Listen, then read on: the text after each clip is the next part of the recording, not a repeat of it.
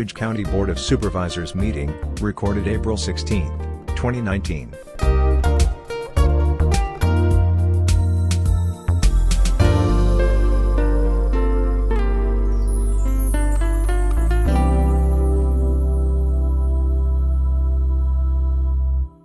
We'll call the Portage County Board to order. Okay. Roll call.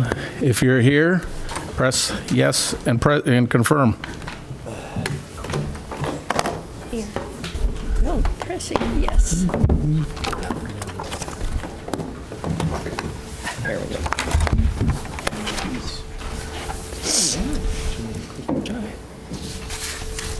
24 present, 1 excused. Pledge of Allegiance. I pledge allegiance to the flag of the United States of America and to the republic for which it stands, one nation, under God, indivisible, with liberty and justice for all. Invocation by Supervisor Robbie. Thank you. Thanks for this opportunity. I don't profess to be a person of profound faith myself. However, I do believe it's good for leaders and good for society when people believe in something bigger than themselves. The source of a higher power has certainly changed through the millenniums, and it certainly differs from society to society and religion to religion. In a country such as ours, where we enjoy religious freedom, it also differs from one home to the next. In regards to the diversity of faiths and perceptions that we represent, that are represented in our community and certainly are represented in the place we call Earth, I've decided to draw from a cross-section of faiths and perceptions and perspectives in trying to give us some words of wisdom and inspiration tonight for our meeting. The first thing I'd like to do is give a general blessing to all those in our room and all those who we represent, and I'd like to do this through a Cherokee prayer which was written in the 1800s. And it says, "May the warm winds of heaven blow softly upon your house. May the Great Spirit bless all who enter here. May your moccasins make happy tracks in many snows, and may the rainbow always touch your shoulder."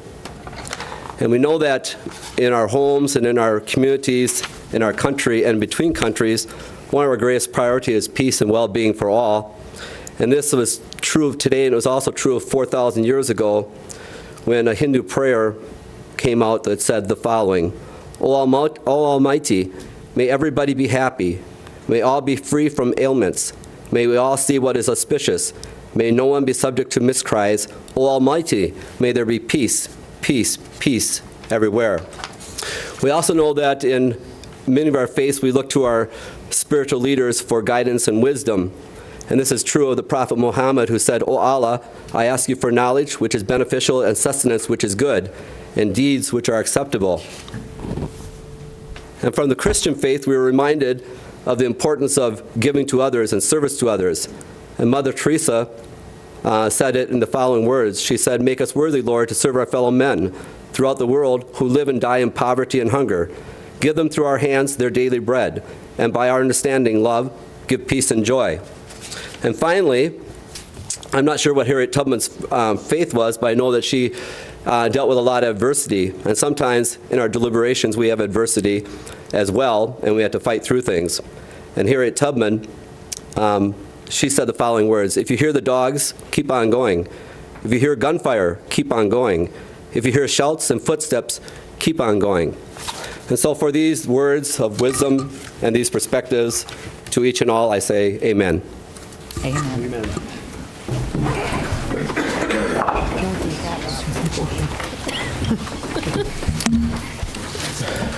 Review and approval of March 19th, 2019 County Board meeting minutes. Motion by Barry Jakowski, seconded by Supervisor Splinter. All those in favor with aye? Aye. Opposed? Motion carried. Correspondence. In your packet was the WCA conference inquiry. It's important that I receive that back from you either today or by the end of the week so we can work on hotel reservations for you. And it's not set in stone. It's just if you have an interest in it at this time, if you could please respond to me. Thank you. Members of the public who wish to address the county board on specific agenda items must register their requests at this time with such comments subject to reasonable control of county board chair as set forth in Robert's Rules of Order. Anybody from the public? Okay. Confirmation of county executives' reappointments. If there's no objections, I'll take these all in a voice and as printed. I'll take a motion. Motion by Supervisor Don Jankowski, seconded by Supervisor Zadroik. Any questions? All those in favor with aye? Aye. Opposed? Motion carried. Presentations, Bob Wernick and James Williams, Emergency Management Flood Report.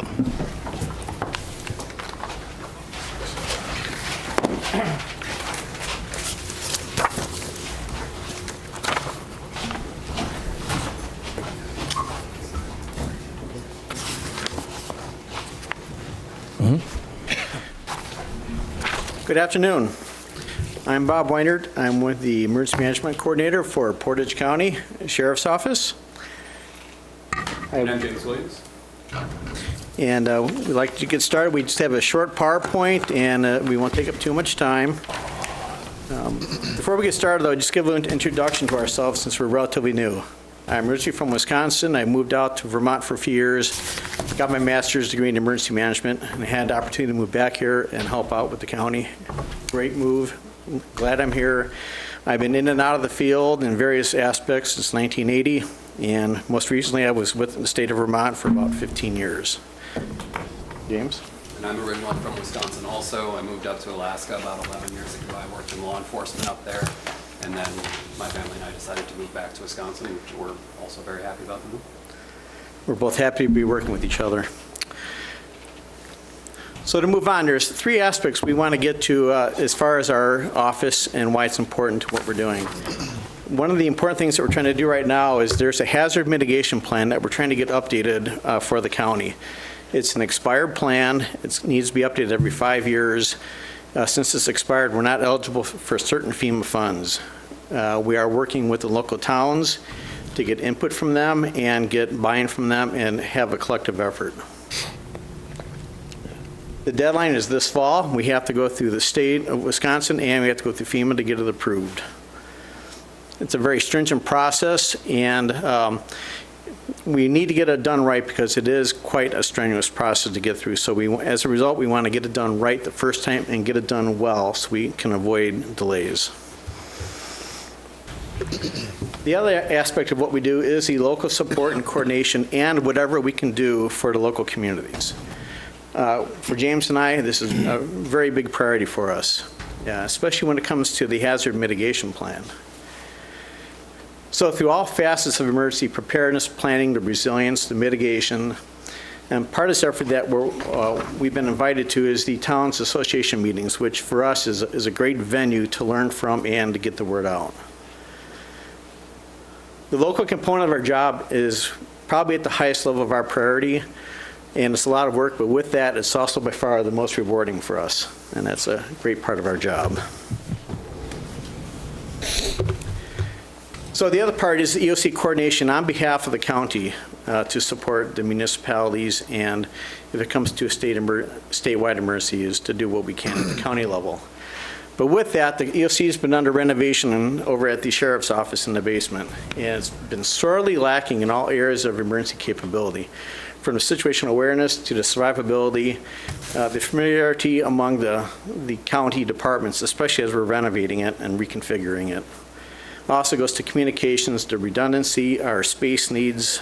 I've been told the air ventilation is something to be desired, and also the access to the building in certain situations. So we are going through a lot of effort to get that up and spun up so it's ready when we need it. With that, we've been busy here since we started.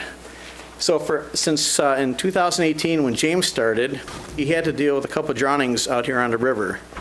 This year, 2019, in just the past 4 months, we've had the extreme cold, the blizzards, and the snow melt from a couple weeks ago. So we've been very busy. So to talk about the snow melt, I'm going to hand it over to James, and he can give you more details on that. This one? Yes.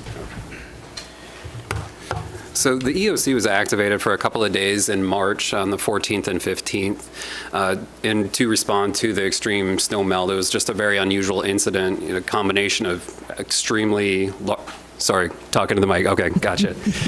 Just a whole lot of snow and then frozen ground, very frozen ground, just kind of led to an unusual set of circumstances that, as we talk to citizens in our community, they haven't seen, even if they've lived in their home for 50 or more years.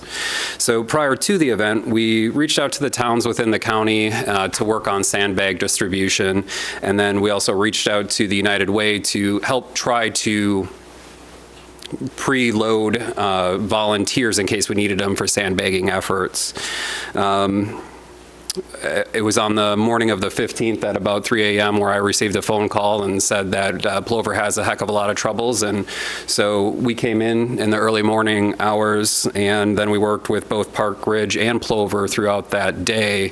The big things were work with them and Wisconsin Emergency Management to try to get some equipment with them. And then we did actually send Plover some volunteers through the United Way as well. The EOC was activated for a few different reasons, and the big one is even during that early response phase, you want to start working on your recovery as well. So we want to start tracking expenses, just in case there is any potential reimbursement from another program that's out there. We wanted to help coordinate our response and conduct outreach at the same time to everybody that was affected by it. So we coordinated with 211 to collect reports of damages to homes and businesses within Portage County, and so that we had a centralized collection point for information. Ultimately, out of all this, no presidential declaration was made, and there aren't any federal sources of money for reimbursement or any federal programs that are going to be available to help either affected citizens, individual residents, businesses, nor the county. Now, the state does offer some possibilities, and it looks like there's 3 different entities within Portage County that may be able to get some reimbursement through the Wisconsin Disaster Fund. That's Park Ridge, Plover, and the Portage County Drainage District. And they've all, yesterday I sent in the application to Wisconsin Emergency Management. That includes their information that they've provided to Portage County. So hopefully they will be able to get some reimbursement out of this.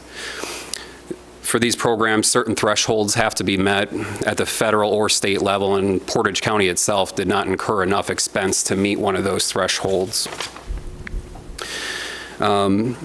We looked at a lot of different programs to see if there was anything out there that we could point people to, individuals to, for some type of assistance, because a lot of people did have some pretty significant damage to their homes. The only 2 programs that we could find, one was through the Community Development Block Grant Program, and that's something that can provide deferred loans to homeowners based on their income. If they qualify at low to moderate income, it's potential that they could get a loan to help them with some of these expenses that they faced. And then the other one is microloans for businesses through the Wisconsin Economic Development Corporation. So we did some outreach to send the information out to the people that were affected. And then moving forward, we're planning on participating in Plover's after action review. And then we're also going to hold our own to identify improvements, to identify what worked, and then also to document, and then most importantly, to follow through on anything that we need to improve upon.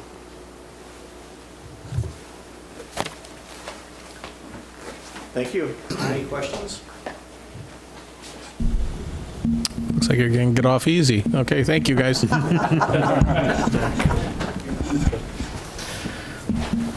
Next, Ray Shabilsky from Health and Human Services, Portage County Child Welfare.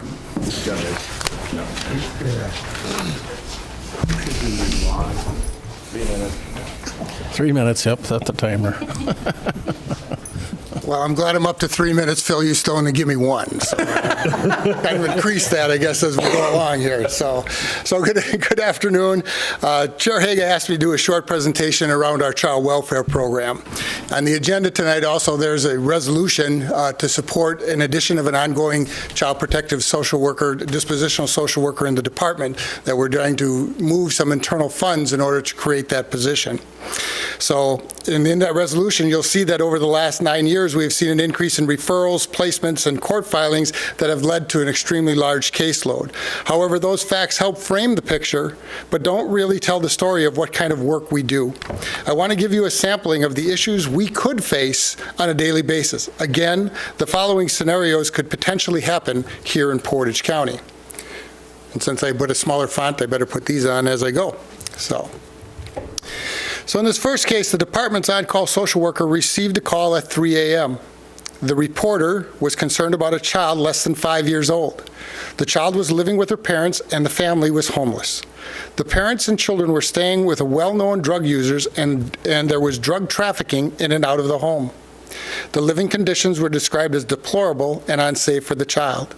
There was food, clothing, and garbage all over the house. The house also had a very horrible smell. There had been previously investigated but unsubstantiated reports on this family alleging both physical abuse and/or neglect. Throughout the day of this report, the father, the mother, and the mother's ex-significant other, who was the father of the mother's older child, drove around using illegal drugs in a car with the minor child present. The mother later told our social worker that she ingests illegal drugs. The mother stated she does this because she does not have her prescribed medication and that illegal drugs give her the energy to function. She also did admit to using illegal drugs 2 days prior. Earlier in the day, after using illegal drugs, the mother went to work. The child was dropped off at home where the family was staying. Later that day, the child's father died from an overdose of illegal drugs. The child was taken into temporary physical custody due to the parents' ongoing drug use, which resulted in the death of the child's father and the conditions of the home, which the mother admitted was unsafe. The mother was suspected of being under the influence of illegal drugs at the time of the social worker contact. The child was placed with relatives and was taken to the hospital due to the exposure of illegal drugs.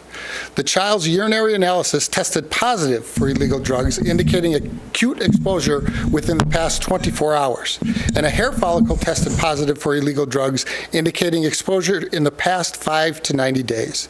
The department filed a petition alleging the child was in need of protection and treatment due to neglect. The child's sibling was not involved, as the sibling was placed by the department in a guardianship with a relative several years earlier due to abuse and neglect by this mother and sibling's father. Currently, the department is offering services to the mother. She loves this child and is bonded to her. The department is offering assistance with parenting, AODA treatment, therapy, housing, visits, and transportation. While she's making some effort, she is still connected and living with people involved in drugs. She is struggling and having minimal progress. The goal of this case is reunification and TPR. Often we have clients that move county to county. So in this case, our family first came to attention of a neighboring county.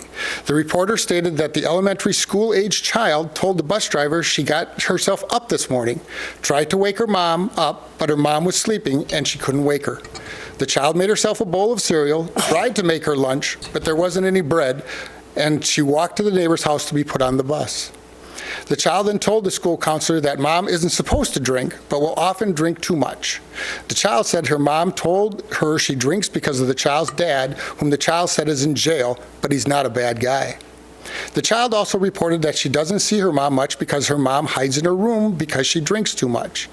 The child reported that her mom yells a lot when she's drinking, but doesn't hurt anyone. The child further stated that her mom has a boyfriend who lives with them too, but the child isn't supposed to tell anyone he is there. The child said that mom's boyfriend was nice. In the past, this mom served time in prison for multiple OWIs, requiring the child to be placed in out-of-home care. The child's father is in prison and has no involvement. The younger sibling is placed through a family court order with paternal relatives. The father of the younger sibling is seeking placement of his child. This child's report of mom's intoxication was corroborated by a number of collateral contacts, including the school, law enforcement, the neighbors, mom's boyfriend, siblings, and medical personnel. It was learned that mom was passed out that morning from vodka. The assigned worker and law enforcement made contact with the mom at the residence. She was under the influence at the home visit and was not cooperative with safety planning. She was disoriented, slow in her movements, agitated, resistive, and her reactions were slow and her responses were confusing. There was a limited amount of food in the home, and the child was sleeping on a mattress on the floor. Mom was unable to care for herself or the child. Mom was taken to the hospital and blew a .416 blood alcohol level. The child was taken into custody and placed in foster care. There was also concerns of instability for the child as mom moves from county to county with different men, many of whom have criminal backgrounds. A petition was filed for neglect due to mom's escalating AODA issues affecting her ability to parent. Mom blames the child for her drinking, her recent divorce, and her transiency, and has resulted in both emotional upheaval and multiple different schools for the child. Mom moved to Portage County right after that child was taken into custody. Months after mom was here in the county, while the child was in placement, we received a report alleging sexual contact to the child by an unrelated adult male who was residing in mom's home. The sexual contact was alleged to have occurred years prior when the family lived in another state. However, we had to take the child to a child advocacy center, and the child gave a credible account of being fondled under her clothes. While she was unable to provide the name of the maltreater, but she was able to give a description of an adult male she called a dad and many details about where the assault occurred. Since the assault had occurred years earlier and there was no present or future contact with the unrelated male, the child was determined safe, and the matter was referred to law enforcement in the state of jurisdiction. Mom was able to provide the name to law enforcement, and the other state law enforcement is willing to look at charges. Since mom was now living in Portage County, a courtesy Portage County worker was assigned to work with this mom, child, and the other county. Over the next months, mom made progress in AODA treatment and sober living, completed a mental health assessment, participated in mental health treatment, demonstrated progress in parenting skills, and found stable housing and employment. As a result, the child was returned to mom, and venue was officially transferred to Portage County. The family court in the other county returned the child's younger sibling back into the father's primary custody with regular visits with mom. Portage County's ongoing social worker continued to monitor and support the other children. Subsequently, over the course of 2 months, there were 3 new reports the department received. The reports were concerned about neglect of the 2 children by their mother due to a relapse while both children were in her care. The mother also stated that mom is pregnant. Mom asked a relative to come and pick up both the children, which did occur. The reporter called the mom, and when the mom did not respond, the reporter went to her home. When the reporter would receive no answer at the door, law enforcement was contacted. Law enforcement told the reporter that mom had been checked into the hospital for alcohol detox. The case finding by the department was entered as services needed for children or needed for child abuse by mom to her unborn child. The evidence strongly suggests that mom habitually lacked self-control in the use of alcohol. Mom's addiction issues have placed their unborn child at substantial risk for harm due to her blood alcohol level of .449 upon being admitted to the hospital. As a result, mom was taken into temporary physical custody because of the significant risk of harm to her unborn baby, and as a result of her drinking.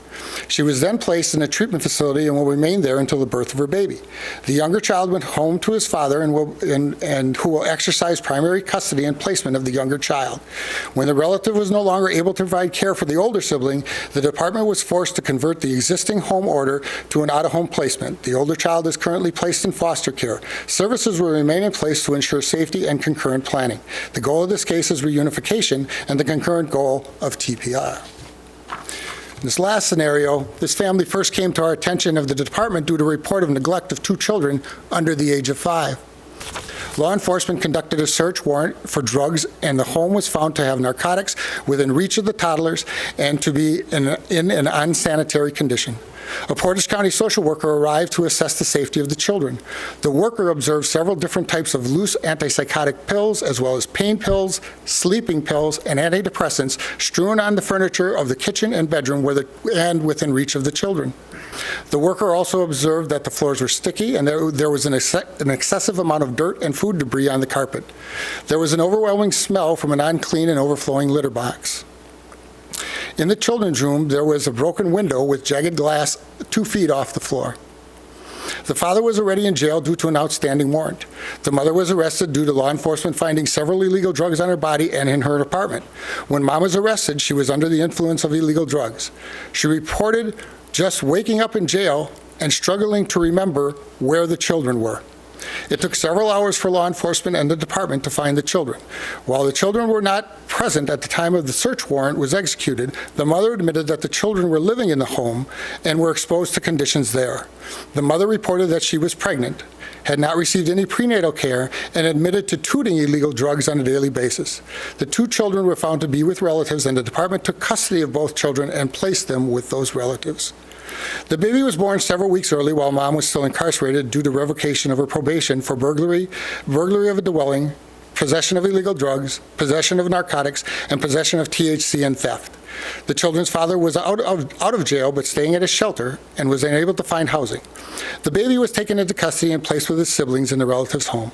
Both parents admitted to struggling with drug addiction but stated that things did not get bad until they started using illegal drugs. As neither parent were able to meet the children's basic needs due to their drug use, all 3 children were found in need of protection and service and placed under the supervision of the department for neglect.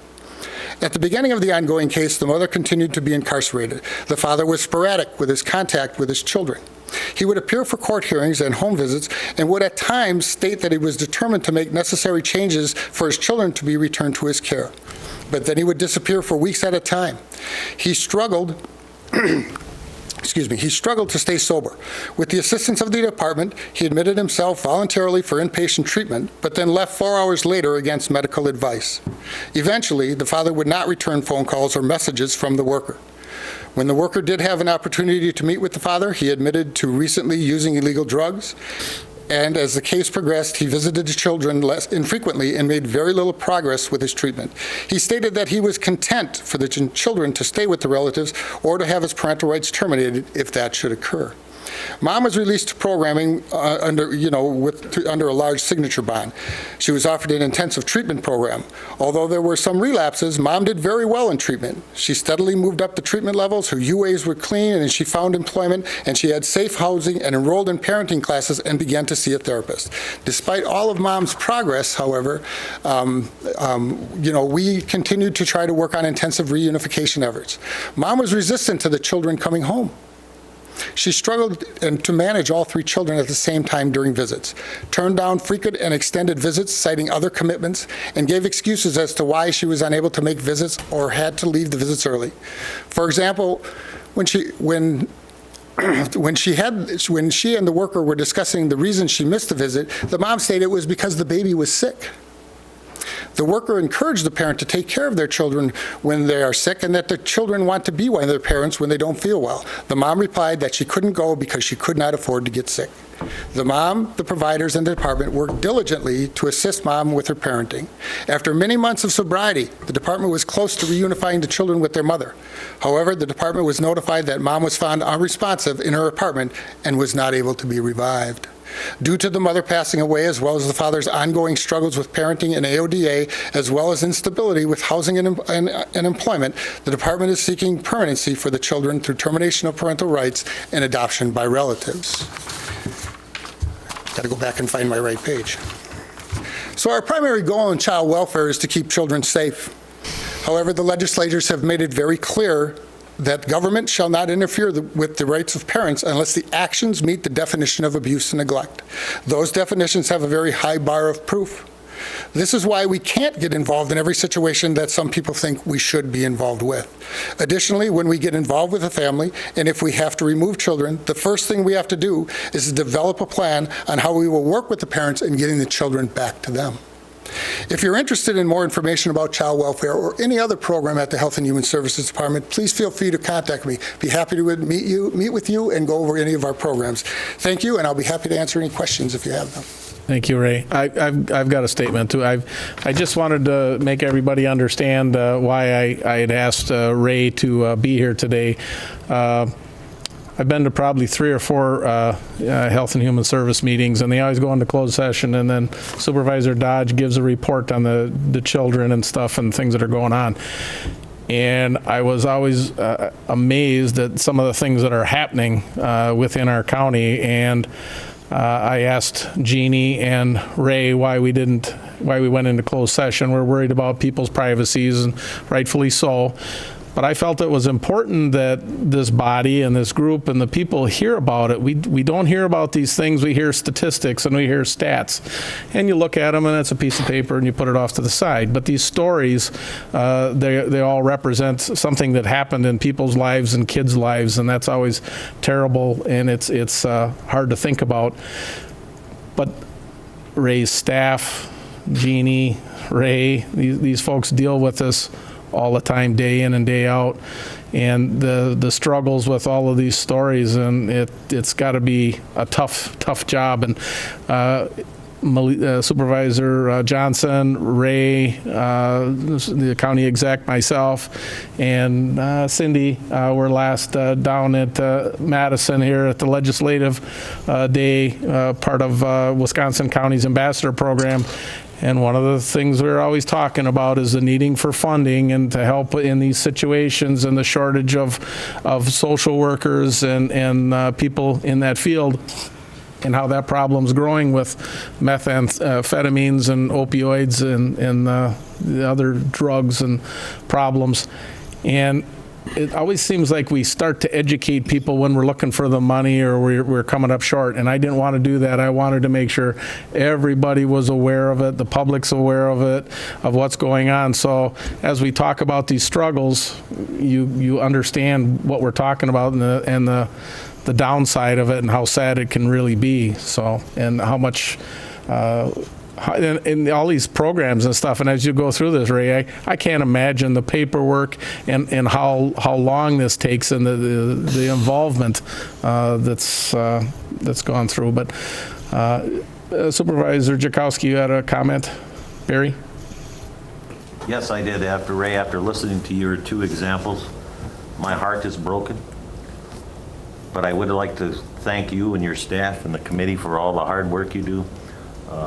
I do understand, and I sit here heartbroken. But thank you, everybody, for the hard work to help you try to get these people. Supervisor Bob Gifford.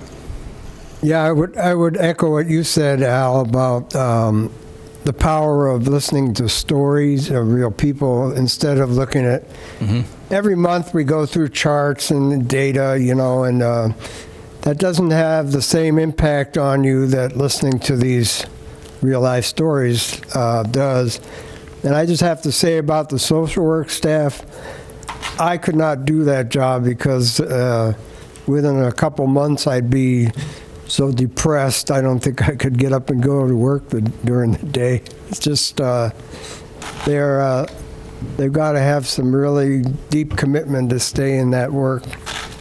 And Bob, you're on Health and Human Services, and yeah, that's right. And Jeannie, and who else is on that?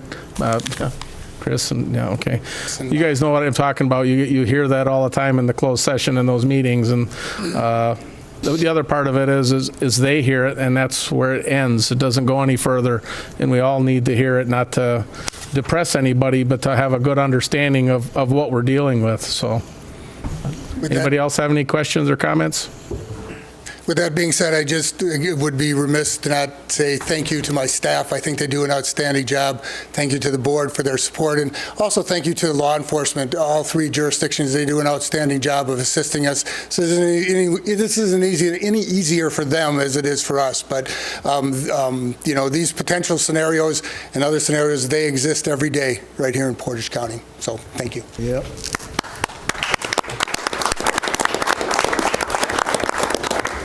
Thank you, Ray. Next up, Chris Holman, County Exec, County Update, Building Projects, City Property Swap Proposal.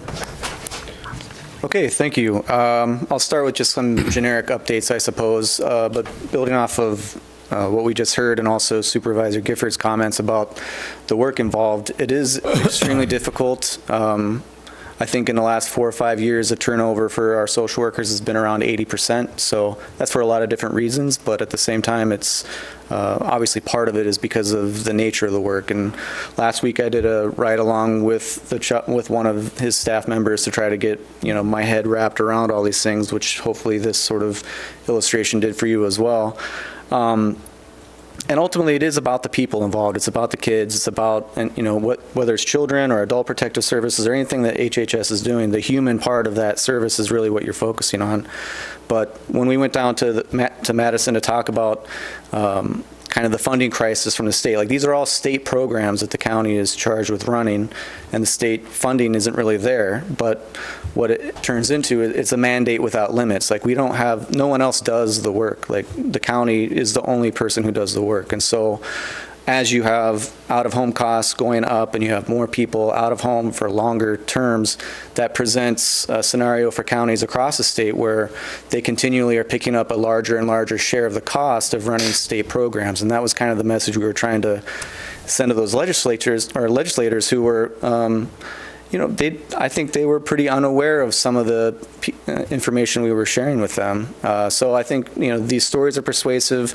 I mean, even it's not about the money involved, but the funding crisis is real. And just as an example, we had one situation here in the county where I think it was a little over 3 years, this group of children, we were paying about $11,000 a month. And that's just one group of many. And so that the costs involved are not insignificant. And so in addition to just having a deep appreciation for the work that's being done, and I think it's also important that as we contemplate budgets and all kinds of things, like if we are presented with scenarios where you have to figure out what to do, that having a understanding of the costs and the stories is going to help push us in the right direction. But in any case, let's see, recently, a couple weeks ago, we had the first lab for the Future Regions project, and so about 70 people came together, and it's basically a visioning sort of process that is working with the Local Government Institute and Rebecca Ryan, who's a futurist, to kind of to look forward to like 2040, 20 years in the future, and identify sort of the trends in the county, and then figure out which direction do we want to point ourselves in, how do we facilitate the kind of intergovernmental conversations we want to have, and then how do we get a real broad spectrum of opinion from people in the county and get their feedback into that process, so it's not just electeds or supervisors around talking like we often do, but you actually get people from the community who bring in unique perspectives and fold that into a process that is continuing. This week on Thursday is the second lab. Then in May there'll be a third lab as well, and what will come out of that will be kind of a work plan for about the next 6 months or so, where we'll have some sort of structured assistance from the program that will set us up for longer term work. So it's not a one-off event. It's not something that the county or any of the members involved kind of came up with. We're all being pulled through the curriculum at the same time. So there are some unknowns involved, which is uncomfortable at times, but at the same time, the process is really educational, and also I think will hopefully generate the sort of camaraderie and rapport that I think exists but can be built upon, so that when we deal with thorny issues wherever they are, that we can use this sort of example along with others like the Community Change Project or the United Way's work with the Life Report to say here are ways that we've identified that we've been successful in addressing some of these issues, including things like what we hear about from HHS. One thing I wanted to note too, that something you probably don't know that I do, is I serve on the Central Wisconsin Economic Development Board. I've been working a lot with them lately because we're getting a new executive director, and I just wanted to bring it up here because it's an institution a lot of people don't know about. And basically, every county used to have revolving loan funds, and then long story short, that all got lumped into a regional project, which is this entity, and then the monies were defederalized, which means that you don't have to adhere to certain metrics in order to loan out the money. But what it does is a gap financing entity. So if you were starting a business in Portage County and you went to the bank and it was going to cost you $300,000, let's say, to start your business, but the bank was looking at maybe giving you $250,000, you could approach CWED and say, I got $250,000 from the bank, but I really need just $50,000 to make the plan whole and get on my way. And so then CWED can fill that gap and loan you that $50,000. It's a very structured process. We have a loan committee who are all bankers and experts who evaluate these loans. Butch Pomeroy from the International Bank of Amherst is Portage County's representative. So it's a good process. It's underutilized. We've got roughly $7 million to loan out. So it's a multi-county region, but if you know of people who may have something like that, or constituents are looking at different enterprises in any part of the county, it'd be good just to let them know that that's another resource that's available to them. And if anybody has any questions about that, feel free to send them to me, and I can get them connected with all the right people in terms of how to get that process started. On to the building project. We met with ICS today. We're still kind of in the process of compiling data so that we can bring that to the next committee meetings and then have those committees kind of set some direction for us for the next steps. So that will hopefully be taking place over the next month or so, when these committee meetings are happening. Essentially, we're trying to get a lot of data so that there's something to chew on, so to speak, in the bigger decisions. The city swap, we had that meeting here at the annex a couple weeks ago. It was a good meeting, lots of good input. I think people are generally surprised to some degree in that it wasn't an informational session. It generally was us saying, here's the idea, what's your thoughts? There were some good ideas that came out of that. I think, too, that there was a comment there made as well that it's important to get feedback from everywhere in the county. And so what I've done in the last couple of weeks is I'm putting together a schedule to go and bring the same sort of opportunity to outline areas. So I've got Rauschholt signed up already. I've contacted Village of Almond, Town of Grant, Village of Junction City.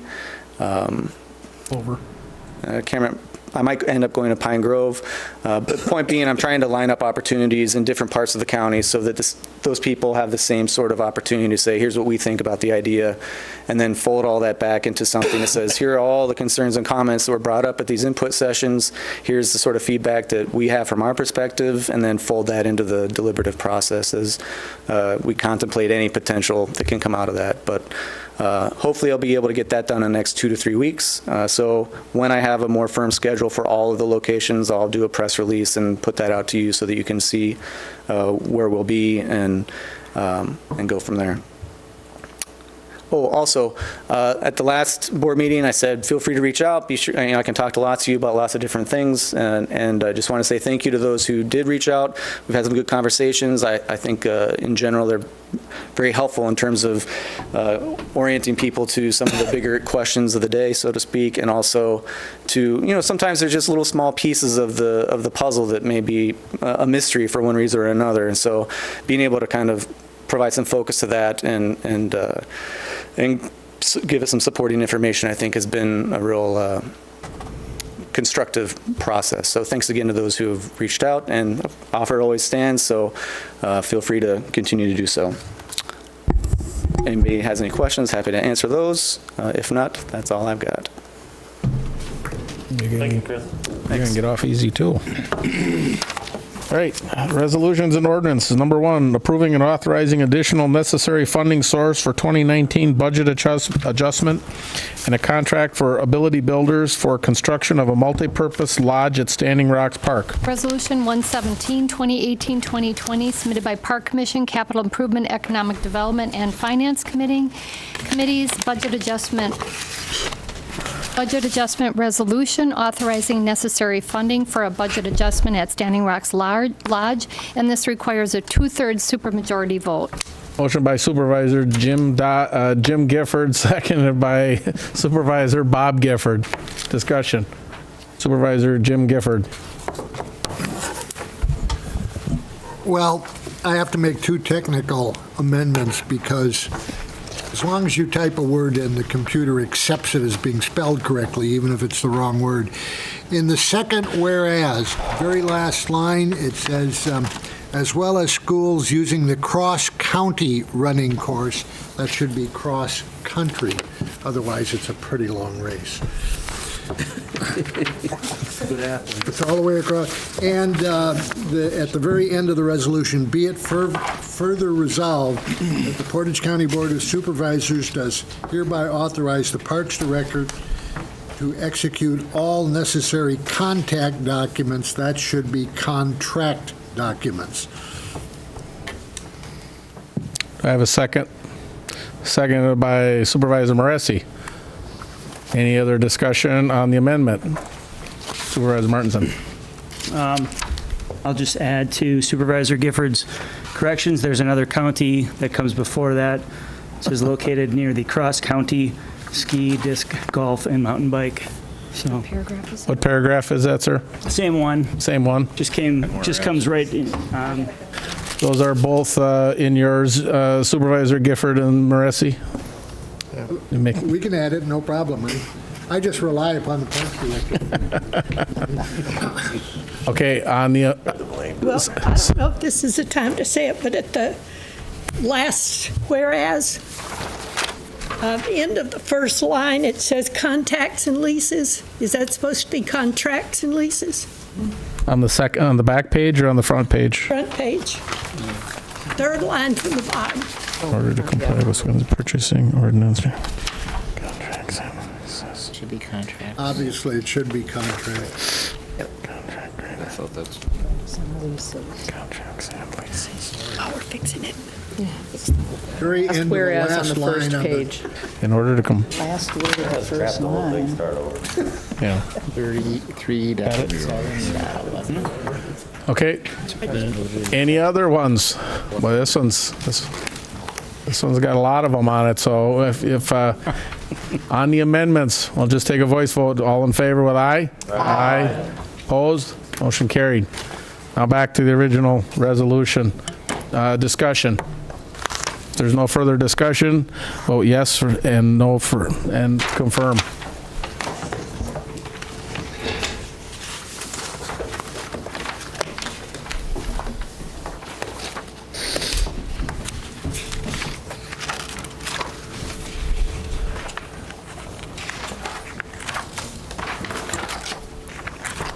Twenty-four ayes, 1 excused, amended resolution adopted. Authorizing a contract change order with Transcendent Technologies LLC to provide tax management and land records software and support. Resolution 118, 2018-2020, submitted by Finance and Capital Improvements Economic Development Committees, approving the contract with Transcendent. Motion by Supervisor Pataki, seconded by Supervisor Dodge. Discussion. If there's no other discussion, all in favor with yes and opposed no.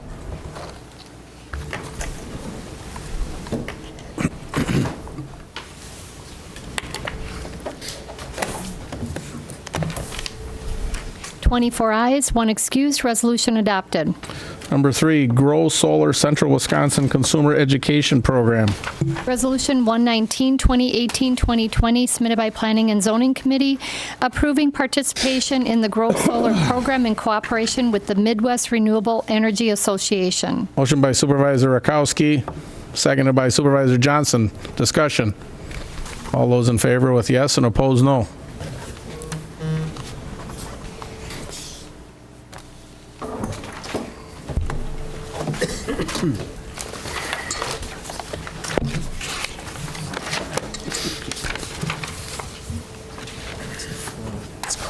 Twenty-three ayes, 1 abstain, 1 excused, resolution adopted. Number 4, resolution authorizing the addition of 2.0 fully funded FTE comprehensive community service and 0.5 FTE for the Children's Long-Term Support Service for the Health and Human Service Department and sequential budget adjustments. Resolution 120, 2018-2020, submitted by Human Resources, Finance, and Health and Human Services Board. Budget adjustment resolution approving the 2.5 full-time employees requires 2/3 supermajority vote. Motion by Supervisor Laddock, seconded by Supervisor Moresi. Discussion. All those in favor with yes and opposed no.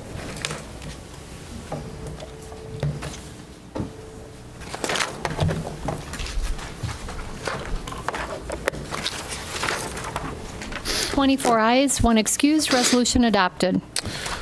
Number 5, resolution authorizing the addition of 1.0 FTE ongoing dispositional social worker for Children Protective Services. Resolution 121, 2018-2020, submitted by Human Resources and Health and Human Services, approving the addition of 1 FTE. Motion by Supervisor Dodge, second by Supervisor Dubek. Discussion? All those in favor with yes and opposed, no.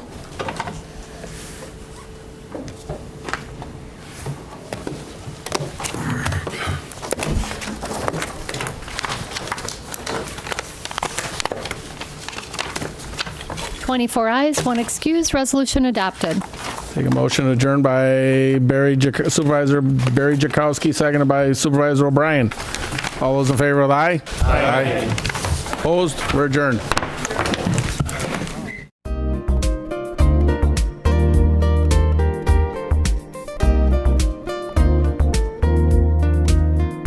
Videos of these meetings are available for viewing on the city's website, stevenspoint.com/videos.